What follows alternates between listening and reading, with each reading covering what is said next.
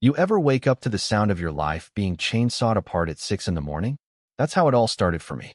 Picture this. I'm stumbling out the back door in nothing but my boxers, still half dreaming of my wife, only to find Brenda Thornfield, the self-appointed dictator of Pinery Estates, going Jackson Pollock on my fence with a can of bright orange spray paint while her contractor buddy slices through cedar like he's auditioning for a slasher movie.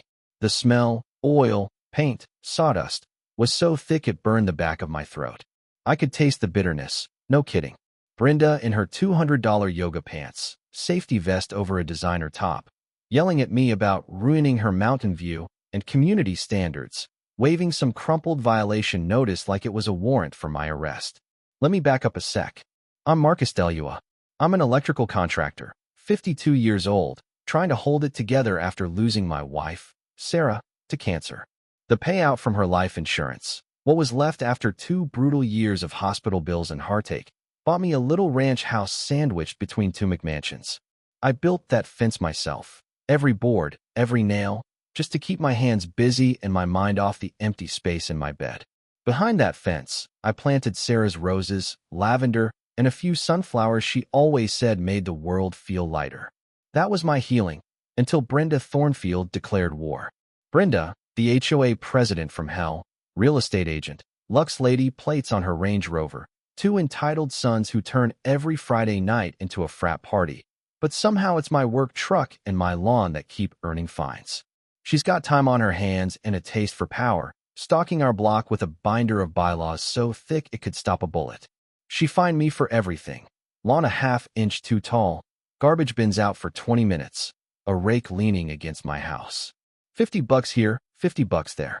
Each violation printed on expensive, heavy paper, hand-delivered in those heels that click like a countdown to detonation. But that fence, my fence, that was the real battle line. Brenda swore it was 2 inches too tall, never mind 3 other fences on the block just like it. Hired a surveyor just to prove I was in violation. Claimed I was encroaching on some common area that, as far as I could see, only existed in her imagination. When I brought up the fact that her own mailbox was 7 feet tall and her backyard deck stuck out almost 2 feet past her permit, she just sniffed and called them decorative elements. You know what I mean? The kind of person who bends the rules until they break, but only for everyone else. The first big HOA hearing? In her living room, not the community center, store-bought cookies, 2 board members who looked like they'd rather be anywhere else, and her sister-in-law Janet scribbling in a notebook. I pointed out her double standards, and she just upped my fine to $300 a day.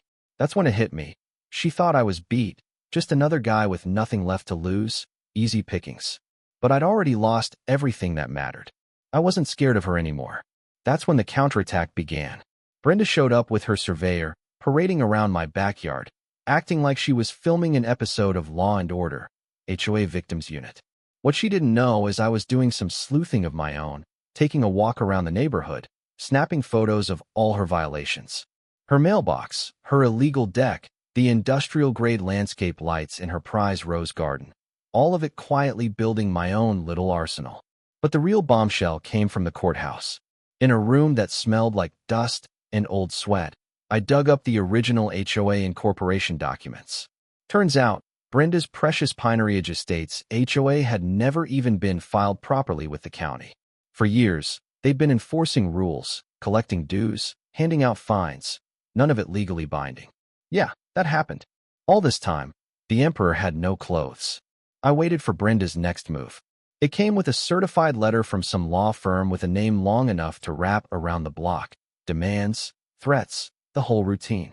Then came Officer Martinez from County Code Enforcement, acting sheepish while he checked my property and found absolutely nothing wrong.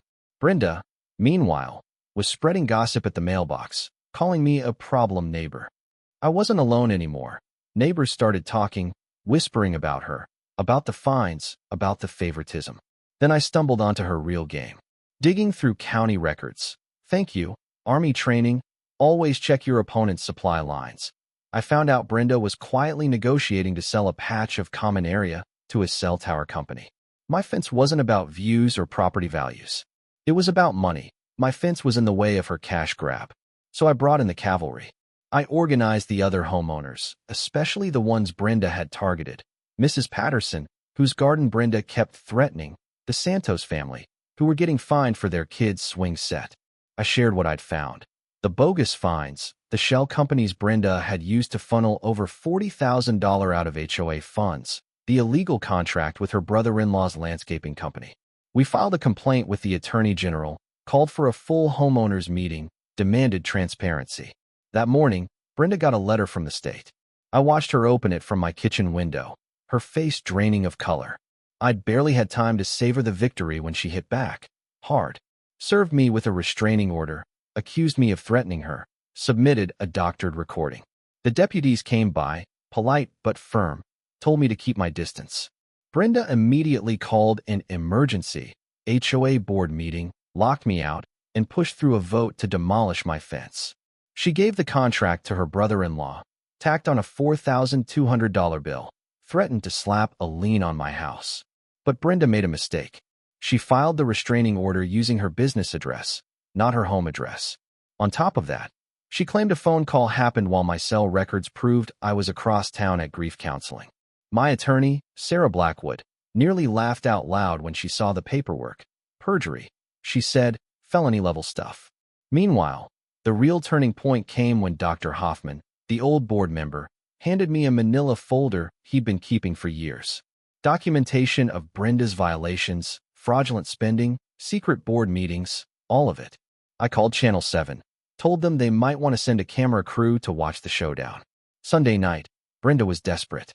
She left me a string of frantic voicemails, offered to drop the fines if I'd just sign her fence removal agreement, threatened to call in favors at the county if I didn't back down, even tried to bribe Dr. Hoffman, offered him $15,000 to take a vacation. He told her to get lost. Monday morning, it all came to a head.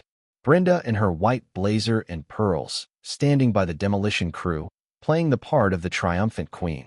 Neighbors started gathering, some with folders of their own, some just curious to see what would happen. Jennifer Walsh from Channel 7 rolled up in her news van. Sarah pulled in right behind her, briefcase in hand. The demolition crew looked nervous. Brenda was barking orders. Then Sarah stepped forward, slapped an injunction in Brenda's hand, and told the crew to stand down. They were about to commit a felony, on camera, with law enforcement on the way. That's when I stepped up, evidence in hand, and dropped the hammer. Our HOA's corporate status expired years ago. Every fine, every lien, every threat, meaningless.